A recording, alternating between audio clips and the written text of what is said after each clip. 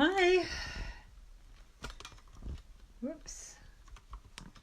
Have you got anybody out there today? Hello. 'Tis I am back to teach again. Oh, somebody's there. Hello. Who's the somebody? Here comes the spotty mug with my cup of tea again. Who's there playing with me today doing art? Who's that? Oh, two of you. Hello, Morwenna. Nice to see you again. Who else have we got there? Pop your names up and then I can say hello to you properly. So Morwenna, thank you for watching. You've been quite a regular. Emily. Hello, Emily. Nice to see you again. You're a superstar, you are. You've been there, I think, for every lesson so far. Who else is there?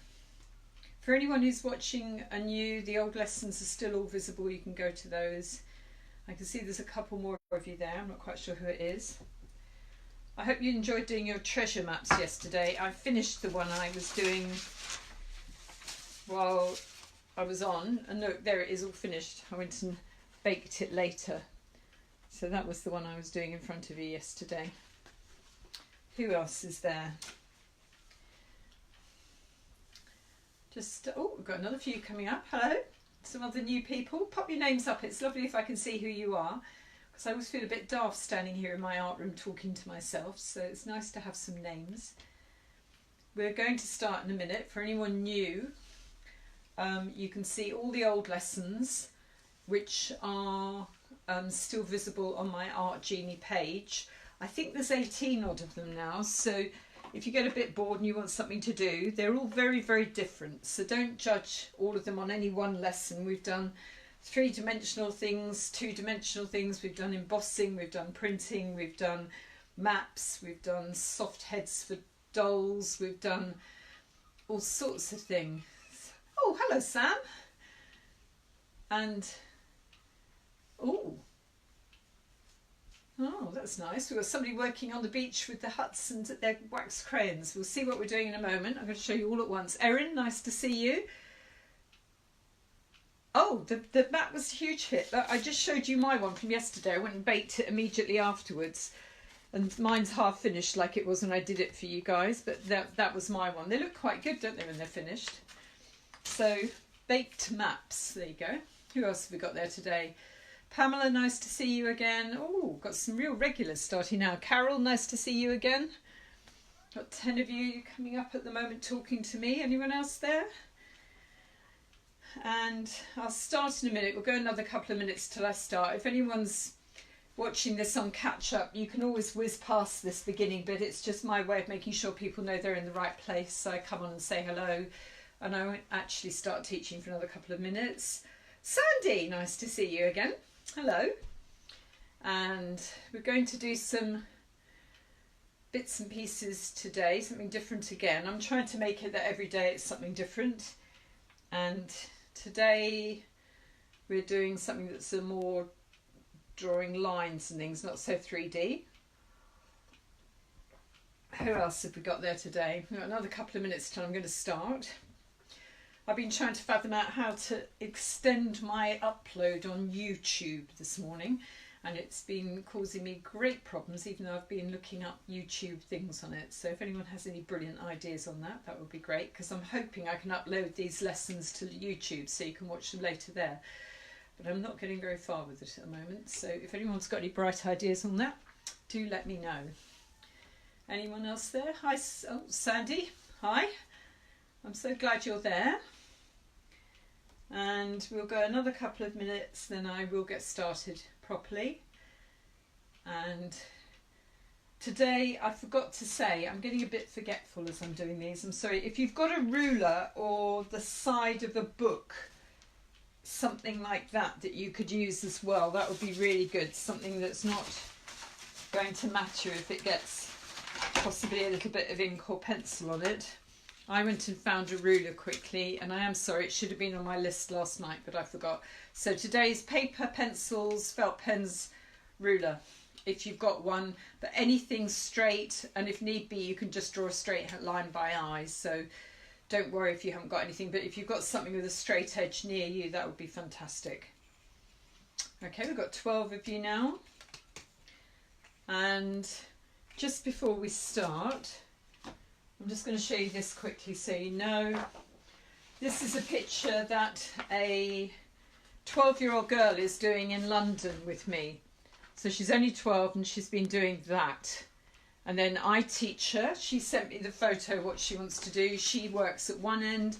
I'm telling her at the other, and I'm showing her what I'm doing. Then she's doing things at the other end. So if anyone wants the full-on proper art lessons, then do contact me. Quite a few of you watching, I know, have already done them. But it's a very unique approach, and it means that in 3 hours, that was the progress of a 10-year-old girl. It's not standard teaching. What I'm doing here is pretty standard teaching. This is something else. 3 hours on perspective. Hello, Hilary. 3 hours on perspective. And even architects have said they couldn't believe what they learnt. 3 hours on paint and brush technique, generic to all mediums. After only 5 lessons, a 90-year-old stroke victim went from that to that. This was only in 4 lessons from a 50-year-old German lady, and this was only in 3 lessons from a 40-year-old Sri Lankan man. I've used this approach with things like UK Sport, Discovery Channel and much more. So those lessons are paid for. This is me just doing old school teaching lessons that I used to do when I was a school teacher. And now I've invented that, that's my living. But this is my way of thanking the NHS. I'm very proud, but also somewhat nervous to say my daughter is just about going into coronavirus wards now, and as an occupational therapist. So she's actually going to be turning patients and things. So I'm extraordinarily proud of her, but also a little bit concerned, if I'm honest. And so for all of you, this is my way of thanking my daughter and all the other people in the NHS who are really making a difference. If you want to thank me, you can do it in 2 ways. You can do it by putting up some nice comment on either my Facebook page, this one, or my Art at the Beach, or my Art at the Beach New Key TripAdvisor. But you could also make a donation to the NHS, which would be fantastic. Okay, we shall begin. All right, so today you need a piece of A4 paper. I'm always trying to do simple things you're going to have around the house, because I don't want you feeling you've all got to order things online or rush out and get things. So if it was another time, I might be doing some other things, but I'm trying to keep it simple so nobody has to worry about the equipment. Thank you. And what you're going to do today to begin with is you're going to use a pencil. So you definitely need to use a pencil. I'm going to use a black felt pen only so you can see what I'm doing, but do not use a pen for this at all. Only a pencil at the moment. I'm going to bring you a little bit closer to me here. Whoops. And then tip you down to see my delightful white socks. There, well, that was a treat, wasn't it?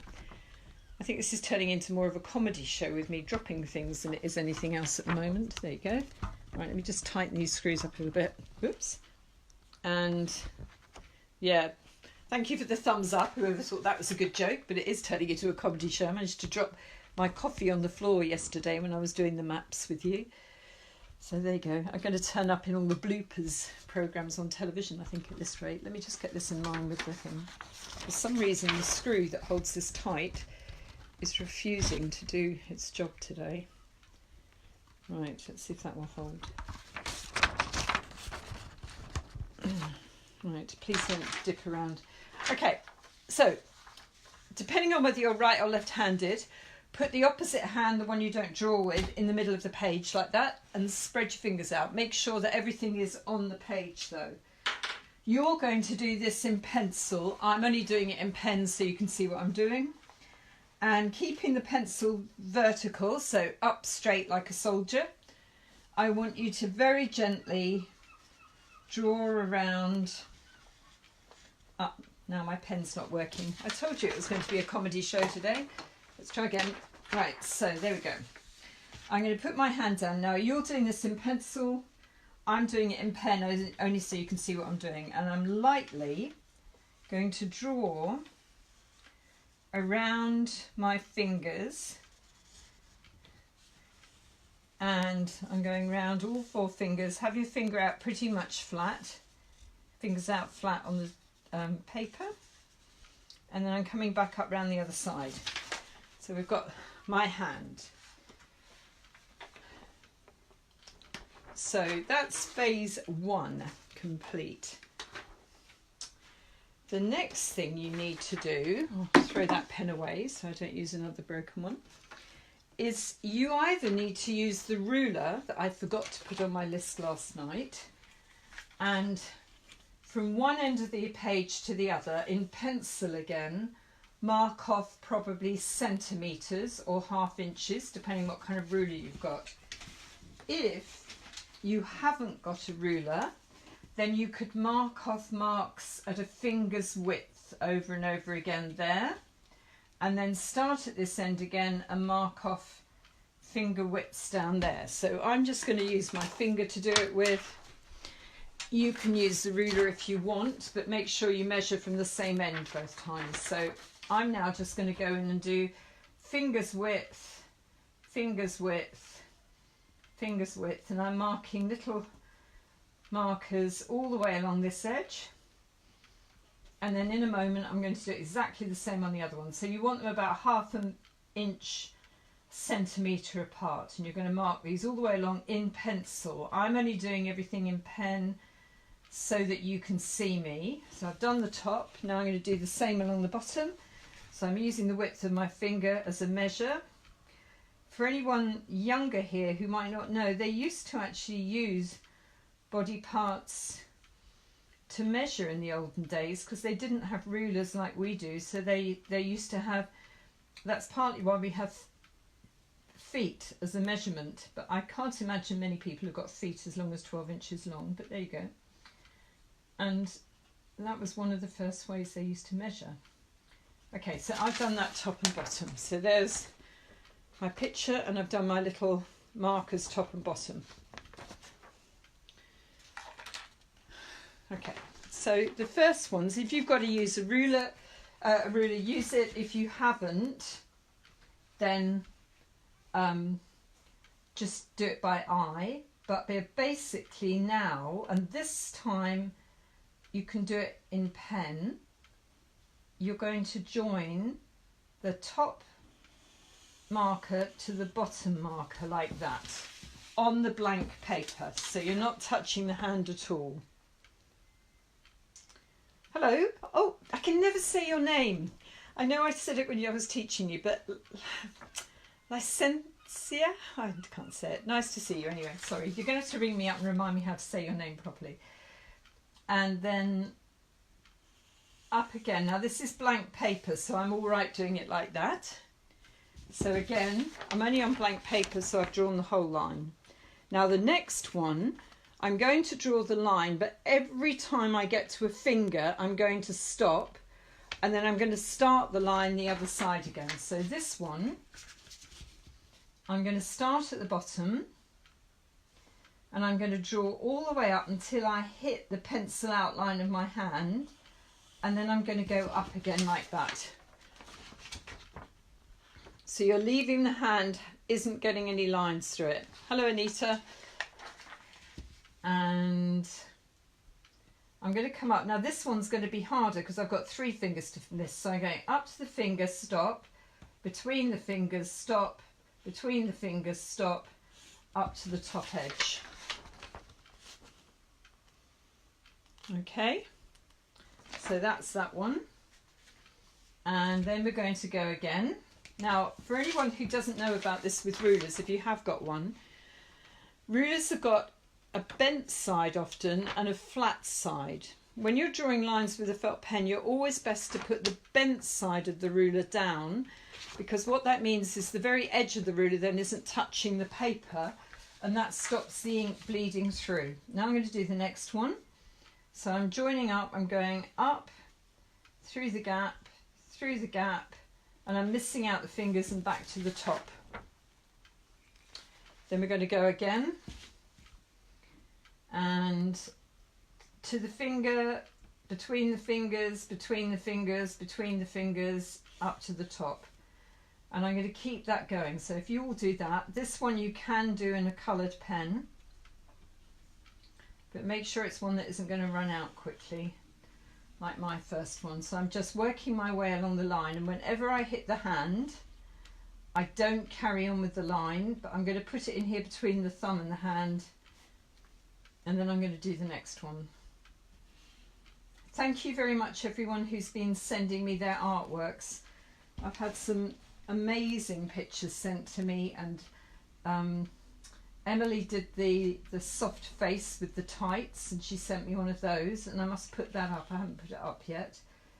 And we keep going till we get right to the very end. Now it's got easier here because now I've only got to avoid the wrist. This black line on mine should only be in pencil on yours. You don't want it black like I've got it. I just did it so you could see what I'm doing. So the hand line should be in pencil, but you can do these lines in felt pen like I am, in any colour you like, or crayons. If you've got crayons, crayons are fine. Oops. And I've got one more to do. So I'm just going to move around to do that one so I can go from the other side. And right, ta-da.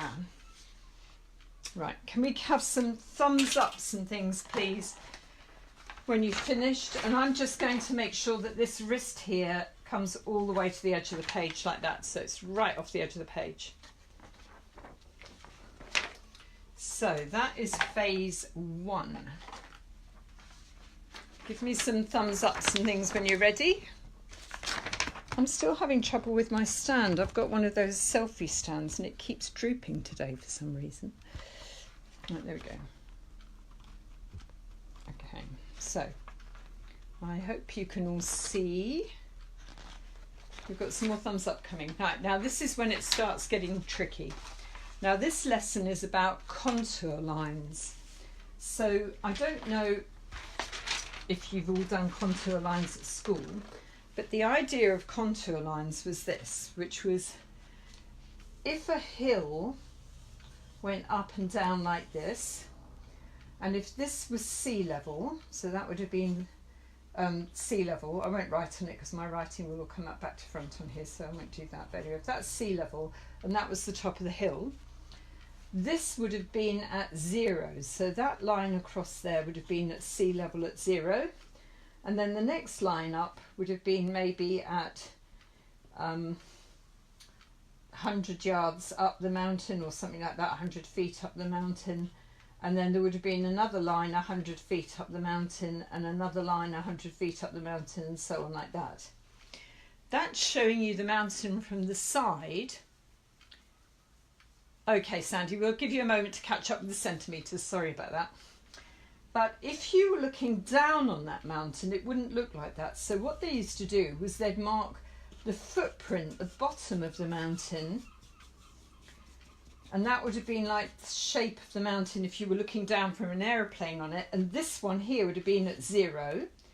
Then they'd draw a line in as if you were looking down on it from above. And it might have been that now this line was like that for 100 up, and then at 200 up the next line might have been like this, and then 300 up we might have had another line like this, and 400 up, and that's like you're looking down on the mountain from above. And what used to happen when I used to do geography at school is where the lines seemed closer together, it meant that the mountain went up more steeply. And where the marks were more far apart going up to the top of the mountain, like here, it meant that it was a softer slope up. And so I might be describing here that the other side of the mountain's much steeper than the side we're looking at. But anyway, these are called contour lines. So what a contour line does is show you the movement of the object in 3 dimensions. So we're going to make the hand look 3-dimensional now, and the way we're going to do it is by drawing contour lines on it, which will mean that we're going to draw lines that describe the shape of each finger. So instead of just drawing straight across and making it flat, we're going to go up and over this finger, up and over that finger, and then up and over that finger, and up and over that finger. Where I've got knuckles, we actually have to go fractionally higher because I'm a little bit higher there. And like the back of my hand here is quite high. So when we do that one, we'd be going up at the side of my hand, all the way over the top of my hand, and then back down again. Now, you might not quite understand what I'm talking about. You'll see in a moment though. And once you get the hang of this, it's actually quite good fun. It's something to just play around with. So I'm going to put that there again where hopefully you can see it, and I'll just bring you in a bit closer again so you can see exactly what I'm doing. So there's the hand, and with any luck you can see it. What I'm going to do, oh, and it's drooped again. I'm going to have to bring it up higher, sorry. I have a droopy camera stand today. Oh dear, I am sorry. I don't know why it's suddenly doing this. I haven't had this problem the rest of the time. There we go. All right, so you can see the hand now there. I'm going to go to this first line here, and that's coming up and touching the side of my wrist. But then my wrist comes right the way up at the side like that, over my wrist, and then it comes back down like that. So we're pretending it's almost as if I've drawn a red line down and over my wrist. And if you can see that now, if I actually do that, you'll see what happens is, which I come down, and even though I'm actually drawing straight over my arm and down again, you're going to get the illusion that that line is bending. Now it isn't bending, but it's my arm that makes it look like it is. That's what we're doing here. The next line is over my wrist again, so it's got to come up, and it's going to go away and up in the air like that, and then along again like that, and then it's going to drop back down to its red line on the other side. So the red line is continuous, but it's bending over my hand. Okay, the next one, I've got this lumpy bit here. I don't know what you call that. It's almost like, it must have a name, but I don't know what it is. So I'm going to come up again quite steeply first, then I'm going to go over that lumpy bit, then back across, and then I'm going to drop back down to that next line again like that. And can you see already how the hand starts to look like it's got 3D? It starts to look almost like it's popping out of the page. Hello, I've got some new people here, that's nice. And the next one, I'm going to the next red line along. I'm going up and over the wrist again. And then I'm dropping down on the other side quite steeply like that, and creating the illusion that the hand's starting to pop up from the page. Next one, up first to get the height of my hand, then across, and I'm going to go in a little bit and then I'm going to go up a bit just to give you the beginning of my thumb. And it starts looking a little bit 3D. Can you see what's happening? It's quite a cool optical illusion in the end, this one. So we're going across quite steeply over there and then over the hand, and I'm going to bump along a bit, almost like I'm accounting for the fingers starting, and then back down again.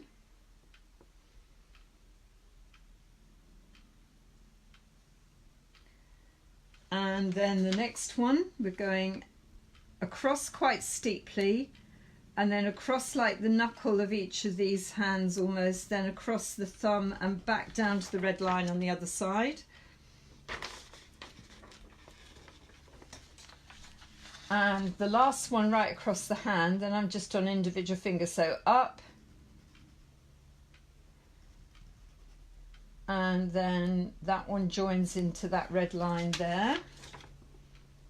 And then it also this time goes up and over on the thumb. So look, I've gone up and over. I'm still joined to the red line, but I've gone up and over on the thumb. Next one, start with the next line where it hits the finger, and then go up and over quite dramatically. And then I'm going to go up and over the next one, and up and over the next one, and then up and over that one and join back to the red line again. And then I've got the last bit here by the thumb to go up and over on the thumb as well and join it. So the thumb's coming up 3D and it starts standing away from the paper.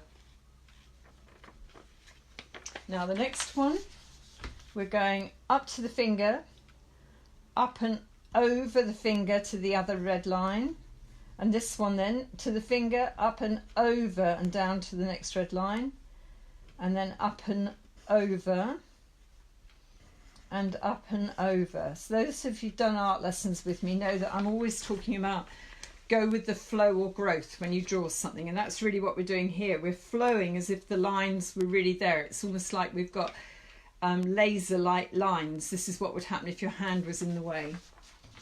And we're going to do it again. Over the finger, so up and over the finger. So we're creating the shape of the finger. Up and over the finger again.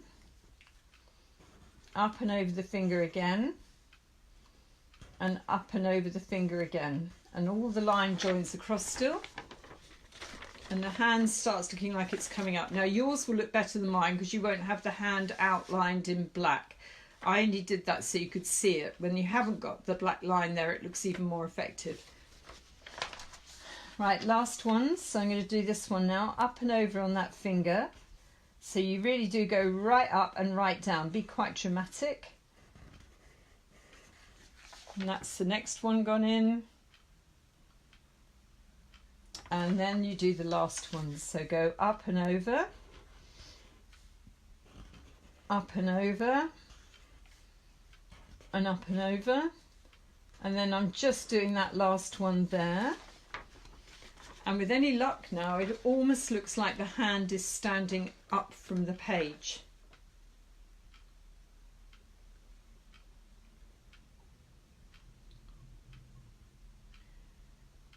So when you've done that, send me up some hearts and some thumbs ups and that, and then I'll know you've caught up with me.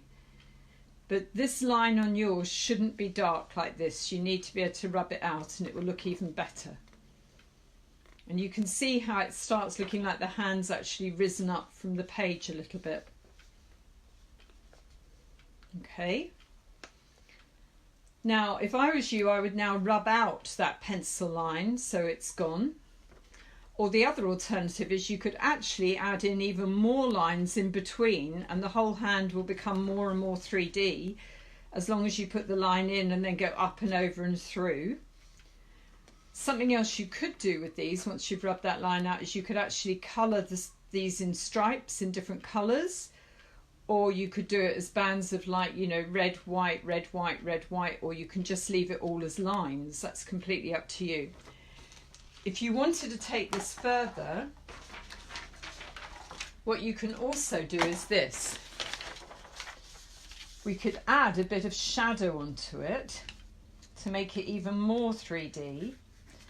And so the way to add the shadow on would be to actually put my hand slightly over to one side. So it's about half on the original finger and half off. And then draw the bits of my finger that are over the edge of the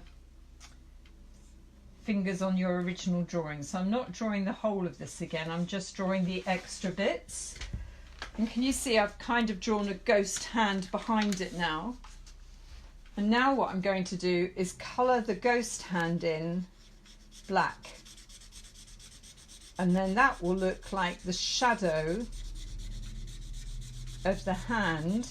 And it's still the same shape as my hand, so it's the right shape for the shadow.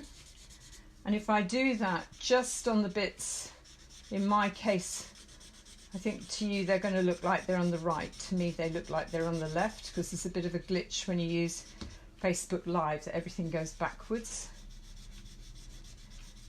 So I'm colouring in all these fingers shadows now as well. So now we've got the contours and the shaping of each finger, and we've also got the shadows on the table. So you get the illusion that the hand is starting to get really quite 3D. Can you see how it starts to happen? And the way you get 3 dimensions in any drawing is to give it structure by making your lines follow the contours of what you're doing, and also by using shadows. You could colour the table in one colour if you liked, you know, with one kind of colour, and the hand in maybe more flesh tones or something. You could do all sorts of things. You could make them like a rainbow if you wanted, because we've been talking about the NHS. But basically the two lessons from this are, if you're drawing something, let me just put this up here so you can keep looking at it. There you go. Let's hope my magnet's working today. Everything else seems to be breaking and falling down. There you go.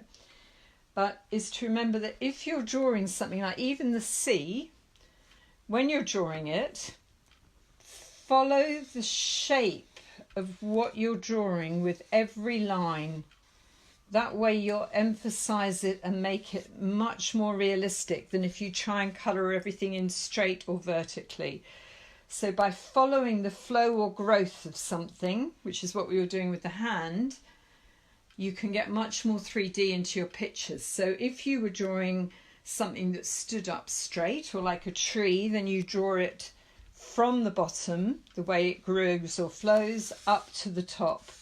And that way the whole tree will flow and look far better than if you start the other way round. The same if you were drawing my hair, you'd start from the top and work down. The other thing that goes to make 3D is shadows. When you haven't got shadows, things look flat. And I have my little person here, my little wooden person. And if I put it against the board here, can you see already she's casting a shadow? And it's that shadow that makes her look 3D, as well as the fact you can see the curve of her body. So you could use this idea and draw yourself a little figure, and you could draw up and over across the figure and make it go 3D using the same idea. So you start with a flat plan of whatever it is, and then you draw the contour lines on it. So if I just very quickly took us back to an earlier lesson where we did little three-dimensional people. I think you can see, yeah. Let me just check. So if I did this in pencil, again, I'm only doing it in pen so you can see what I'm doing, but I'm doing a little three-dimensional person just quickly, and I need to find their arms and things, and I'm doing this very, very fast. You know to break it down into bits and pieces and then rebuild it. But if I did this and found my little person like that, then I could use the exact same theory, and I could come across, get to her trouser leg, and then come up, then between her trouser leg, over her trouser leg and across. And in exactly the same way, I'm going to start making it look like she's popping up and out of the picture. And when you get really good at this, you don't actually have to use a ruler. You could just do it freehand like this. But you can see already her legs seem to be popping forward. If you wanted her to have a bigger, fatter tummy than her legs, which I think most of us have, then you'd come across, go up and over her arm, through the gap. But when you go over her tummy, you'd come up even higher, and then over a bit less over her arm, and then across. And you can see again how it's starting to elevate her up off the page. So basically for today, this was my idea. It was a way of getting you to make things three-dimensional by trying this idea about giving them lines that then the figure or the hand or whatever you're drawing then elevates whenever the thing's meant to be coming up. And look, you can see her starting to pop out of the page. And what I'm going to do here is, it looks like we should be seeing the soles of her shoes, because we're almost seeing up under her. So if I draw the soles of her shoes here very quickly, and sometimes you've just got to watch what you're doing and then realise what's happening and just go with it. So now it looks a bit like you're seeing the bottom of her feet, and I could actually almost have her sitting up on the page if I wanted to, and I'm making her 3D by showing you her shape by bending the line each time. So up we go, over a shape, through the gap, over a shape, through the gap, over a shape, through the gap again. And then you could fill her in. You could put the shadow around her again if you wanted to. But shadows and contours within your drawing will always make it look better. And if you got to the face, that would have to be very clever contouring, because we'd have to go, whoops, I'm about to push my board over. Let's see if I can do this. We'd have to go all the way over her hair, up her face, in for a cheek, up for a nose, in for a cheek, over her hair, and then out again. And I could start building up her face as well, but you've got to think where it goes up and where it goes down. So thank you, Hilary. I try and make it look easy. I know it isn't, because basically what happens with something like this is even I'm fighting with my brain, because really I should have made these even more dramatic than I am. But what happens is your brain doesn't like it. It thinks it's doing the wrong thing. And so it tries to makes it flatter. But the flatter you go, the less 3D it will be. So the more you can do it, the more 3D your image will go. And you could try this with all sorts of things, with apples and all sorts of bits and bobs. So we're doing it with contour lines. And just as a rerun before I say goodbye for today, and do show me your pictures, but keep it in mind whenever you're drawing. I know this is an exercise, but it's a really useful exercise for teaching good drawing skills. You don't necessarily need all the lines when you draw for real, but you do need your shading and shadowing to follow the contours of what you're doing rather than going against them. But what we did here is we drew around our hand in pencil. I only did it in felt pen so you could see it. We then margined off like centimetre, or in my case finger wide, lines on either side. Then we drew across with a ruler and went up and over and up and over. And, oh, Pamela says it reminds her of a flower pot man. I can see what you're talking about, Pamela, but you can get some really quite fun images. And if you took it back to the drawing up, drawing down image and combined two of these lessons together, you could get some really, really cool things. Emily, I hope you've enjoyed it. Go and have a go. Show me what you can do. And the only thing I can tell you as a trick is whatever you do, make the up bit more than you think, because even in my picture I haven't done it enough. So when you draw around your hand and you go up and over, then here, I should have gone, whoops, this is going to look like a bunch of bananas, but there you are, that will be in pencil. I should have gone like this, right up and over, and that would have looked even better. I was even being a little bit careful with what I was doing, and the more you go up and over, the more 3D it will appear to go. So keep that in mind. Thank you ever so much for watching me again. I'm sorry it turned into a comedy show with me dropping everything and my camera drooping all the time, but there we go. As I said, if you want to do the full-on psychology, physiology and physics lessons and really learn quickly, then please contact me as a message after this, and I'll phone you and we can have a chat. Do tell your friends. Please like and share this even right now, because then people will see it and like and share it when I send out the lists of equipment and the time. And enjoy the rest of your day. And as I said, if you get the chance to put a nice comment up on my Facebook or my TripAdvisor, that would be lovely. And also, if you want to donate anything, please make it to the NHS. And thank you for watching me and making a complete fool of myself today. Lovely to see you all. Thank you for supporting me. Bye.